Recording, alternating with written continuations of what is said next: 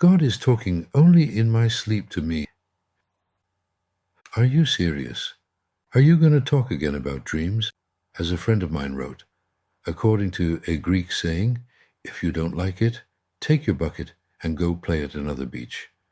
Actually, we are all holding a bucket, going from one beach to another, surrounded by all these fancy flyers, advertising some new playground for you and your bucket.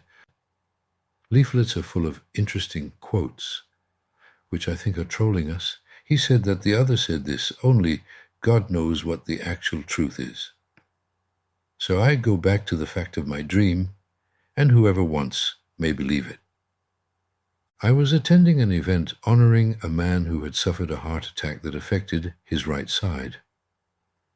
He stood up to take his award with a cordial smile, and then I got up and said, the scientific community that follows him is ready to solve the problem. We only need 3 people to believe in God. Anyone who wants to take part, please say so.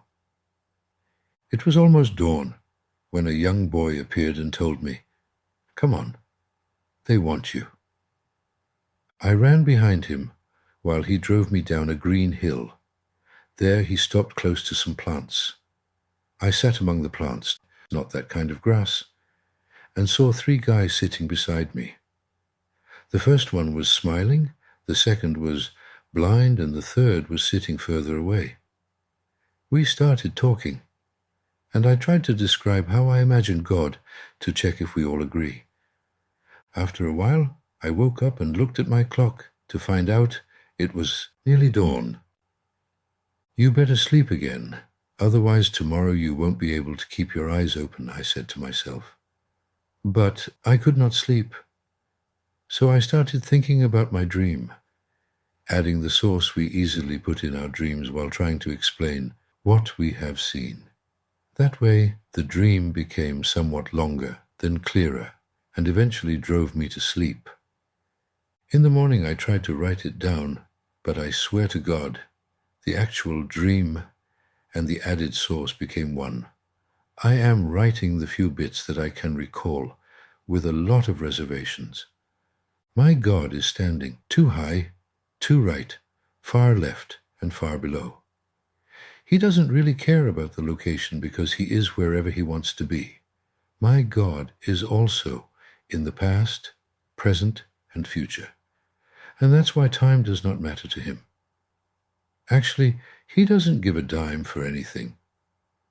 I asked someone who apparently was answering on his behalf whether he would feel anything when, after many, many years, Andromeda Galaxy would swallow up our galaxy. The answer was he couldn't care less. The most he would do is a burp, and everything would cool down. My God is neither a man nor a woman, and when I asked him if he had a son, he laughed and said, how could I give birth and what for? When I asked about the rest of his family, he did not even dignify it with an answer. My God is not interested in either love or hate. He does not care about the truth, lies, justice, injustice, war, or peace. He does not care about anything. And when I finally took the courage to ask him, how's that possible? He replied, I am God. I stopped and thought for a while about what I had heard. Strangely enough, the only thing that bothered me was what he told me about his son. So I asked him again, if you need me to have a son, okay, he replied. I have no objection, but I draw the line to the white beard concept, or even worse, if you add some kind of music organs down there. Okay, for the son, but without the accessories. Are you pleased now? But may I ask you something? Why aren't the actions and philosophy of that man enough for you? Why you consider a father-son relationship an upgrade for him? What could I say to that? However, I confess it made me think twice, so I decided to ask for something different. How about us? What is our role down here? You? Who are you? We, the people. I do not understand you or the down there part.